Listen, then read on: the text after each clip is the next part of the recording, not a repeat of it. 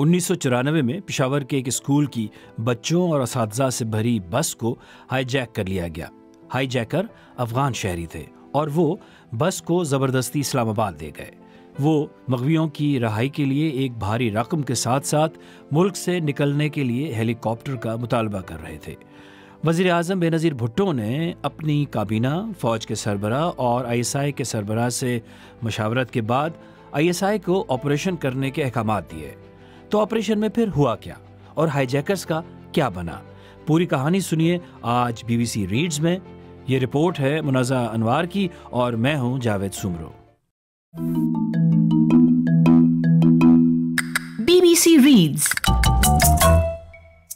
BBC reads کے ذریعے ہماری یہی کوشش ہے کہ BBC اردو کی ویب سائٹ کی وہ سٹوریز جن میں آڈینس کی دلچسپی زیادہ نظر آتی ہے انہیں اور بھی زیادہ لوگوں تک کیوں نہ پہنچایا جائے۔ تو ہم پڑھیں اور آپ سنیے اور اپنے دوستوں اور ساتھیوں کو بھی سنائیے۔ 20 فروری 1994 اتوار کی ایک سرد صبح، رمضان کا مہینہ، اور پشاور میں صبح سے موسلا دھار بارش ہو رہی تھی۔ 14 برس کے شیراز سمد پشاور ماڈل اسکول میں میٹرک کے طالب علم تھے اور اس دن ان کا انگریزی کا پرچہ تھا۔ شیراز اور ان کے چھوٹے بھائی ذیشان کو بس نے تقریباً 6:45 بجے پک کیا۔ بس میں بیٹھتے ہی انہوں نے اپنی کاپیاں نکالی اور پیپر کی تیاری شروع کر دی۔ انہیں علم نہیں تھا کہ ان کی زندگی کا سب سے خوفناک دن شروع ہو چکا تھا۔ 8ویں جماعت کے طالب علم رب نواز کو پک کرنے کے بعد بس حاجی کیمپ کے آخری سٹاپ پر پہنچی تو اساتذہ و طلباء کے بس میں سوار ہونے کے بعد 3 نقاب پوشوں نے بھی بس میں چڑھنے کی کوشش کی۔ بس کے کنڈکٹر نے جلدی سے دروازہ بند کر کے لاک لگا دیا، مگر ان نقاب پوشوں نے پستول شیشے پر مار کر اندر سے لاک کھول لیا اور بس کے اندر آ گئے۔ نسرین اختر کی عمر اس وقت 20 سال تھی اور وہ دوسری جماعت کی ٹیچر تھی۔ انہیں یاد ہے کہ ان ہائی جیکروں نے ہاتھوں میں پستول اور گرنیڈ اٹھا رکھے تھے۔ انہوں نے ایسے نقاب پہن رکھے تھے جن میں صرف ایک سوراخ تھا جس سے ان کی ایک آنکھ نظر آتی تھی، جو انہیں مزید خوفناک بنا رہی تھی۔ بس میں گھسنے کے بعد ایک نقاب پوش بس ڈرائیور اورنگزیب خان کے بالکل پاس بیٹھ گیا اور ان کی کنپٹی پر پستول رکھ کر بس اسلام آباد کی جانب موڑنے کا حکم دیا۔ دوسرا نقاب پوش بس کے درمیان میں کھڑا ہو گیا اور تیسرا آخری حصے کی جانب چلا گیا۔ اورنگزیب خان اس وقت 35 برس کے تھے۔ نسرین بتاتی ہیں کہ وہ لڑنے مرنے والا پشتون تھا۔ اس نے بس چلانے سے انکار کر دیا اور کہا کہ جب تک بس انچارج نہیں کہیں گے میں یہاں سے ہلوں گا بھی نہیں۔ نقاب پوشوں نے گرنیڈ سے پن نکالنے کی دھمکی دی اور کہا ہم بس کو بچوں سمیت اڑا دیں گے۔ اورنگزیب خان نے ایک نظر پیچھے مڑ کر بچوں سے بھری بس کو دیکھا اور گاڑی چلانے کا فیصلہ کیا۔ اس بس میں 5 خواتین اساتذہ، ایک مرد استاد کے علاوہ پہلی سے 10ویں جماعت کے تقریباً 70 سے زائد طالب علم سوار تھے اور سبھی بہت سہم گئے تھے۔ یہ تینوں نقاب پوش دری زبان میں بول رہے تھے اور رب نواز کو یاد ہے کہ ان کا رویہ بچوں کے ساتھ اچھا تھا، لیکن انہوں نے کہا یہ بس ہائی جیک ہو گئی ہے، آپ نے کوئی حرکت نہیں کرنی۔ شرارت کرنے کی صورت میں انہوں نے گرنیڈ سے پن نکالنے کی دھمکی دی تھی۔ اسلام آباد پہنچنے سے قبل ڈرائیور نے ہائی جیکروں کو بتایا کہ بس کا ایندھن ختم ہونے کو ہے۔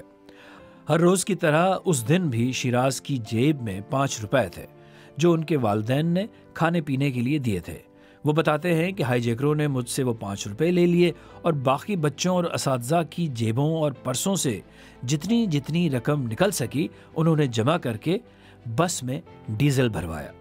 چونکہ بارش بہت شدید تھی اور کھڑکیوں کی شیشوں پر دھند چھائی ہوئی تھی جس سے اندر باہر سے کچھ نظر نہیں آ رہا تھا، اسی لیے پیٹرول پمپ پر بھی کسی کو شک نہیں ہوا کہ بس میں کوئی مشکوک افراد سوار ہیں یا بس ہائی جیک ہو چکی ہے۔ اس وقت اسلام آباد میں بھی زیادہ رکاوٹیں نہیں ہوتی تھیں اور بس بآسانی پشاور سے پارلیمنٹ ہاؤس تک پہنچ گئی۔ رب نواز بتاتے ہیں کہ جس وقت ہماری بس پارلیمنٹ ہاؤس کے باہر پہنچی ایک پولیس اہلکار دوڑتا آیا اور بس ڈرائیور سے کہا کہ یہاں گاڑی پارک کرنا ممنوع ہے، جس پر ڈرائیور نے انہیں بتایا کہ یہ بس ہائی جیک ہو چکی ہے۔ پاکستان میں اس وقت پیپلز پارٹی کی سابق رہنما بے نظیر بھٹو کی حکومت تھی اور پارلیمنٹ ہاؤس میں کابینہ کا اجلاس چل رہا تھا جس میں اس وقت کے وزیر داخلہ ریٹائر میجر جنرل نصیر اللہ بابر بھی شامل تھے۔ उस वक्त यानी 1993 से 1995 के दौरान पाकिस्तान की खुफिया एजेंसी ISI के director lieutenant general Javed Ashraf काजी थे। बाद में उन्होंने मीडिया को उस वाक़े से मुतालिक कई तफसीली इंटरव्यू दिए जो उन्होंने BBC के साथ शेयर किए हैं। लेफ्टिनेंट जनरल जावेद अशरफ काजी उस वक्त को याद करते हुए बताते हैं कि जनरल नसीरुल्लाह बाबर ये कहते हुए बस पर चढ़ गए कि मैं उनसे बात करूंगा। हमने ISI के ब्रिगेडियर मजीद को उनके साथ भेजा और उन्होंने बस में जाकर हाईजैकरों से बातचीत शुरू कर दी। नसरीन को याद है कि नसीरुल्लाह बाबर ने तकरीबन 2.5 घंटे बस में बैठकर हाईजैकरों से मुज़ाकरात किए। हाईजैकरों ने हुकूमत से $10 मिलियन, अफगानिस्तान में गंदम के ट्रक भिजवाने, एक यरगमाली और हेलीकॉप्टर का मुतालबा किया। रब नवाज को याद है कि उस वक्त पाकिस्तान में अफगानिस्तान के सफारतकार को भी बस में बुलाया गया, जिन्होंने हाईजैकरों से कहा कि हमारा मुल्क खाना जंगी से गुजर रहा है और तुम ये कैसी हरकतें कर रहे हो, क्यों हमें मजीद बदनाम कर रहे हो। जनरल जावेद अशरफ काजी के मुताबिक नसीरुल्लाह बाबर और ब्रिगेडियर मजीद ने हाईजैकरों को शर्म दिलाई कि ये हमारी रिवायात नहीं है कि बच्चियों और औरतों को अगवा करके रखें। उन्होंने मुसल्लह अफराद से कहा कि छोटी बच्चियां रो रही हैं, ख़वातीन असातिज़ा और तलबा को रिहा कर दें, हम आपके मुतालबात के लिए हुकूमत से बात करेंगे। इसके जवाब में हाईजैकरों ने मुतालबा किया कि उन्हें अफगानिस्तान के सफारत खाने जाने दिया जाए तो वो छोटे बच्चों, बच्चियों और ख़वातीन असातिज़ा को छोड़ देंगे। जनरल नसीरुल्लाह बाबर ने हाईजैकरों का ये मुतालबा मान लिया और यूँ तकरीबन शाम के 4 बजे उन्होंने मैट्रिक के तकरीबन 16 लड़कों और एक मर्द उस्ताद के अलावा तकरीबन 55 तलबा और 5 ख़वातीन असातिज़ा को रिहा कर दिया। हाईजैकरों ने जिन बच्चों को जाने दिया उनमें रब नवाज के अलावा शिराज का छोटा भाई जीशान भी शामिल था।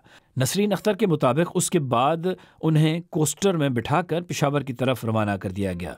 जब बेनज़ीर को पता चला तो वो बहुत खफा हुई। उन्होंने कोस्टर को टैक्सला से वापस बुलवाया और कहा ये बजरिया सड़क पेशावर नहीं जाएंगे। बेनज़ीर ने अपना ज़ाती फोकर तैयारा भिजवाया जिसमें मुज़ाकरात के पहले दौर के बाद रिहा होने वाले बच्चे और ख़वातीन असातिज़ा पेशावर वापस पहुँचे।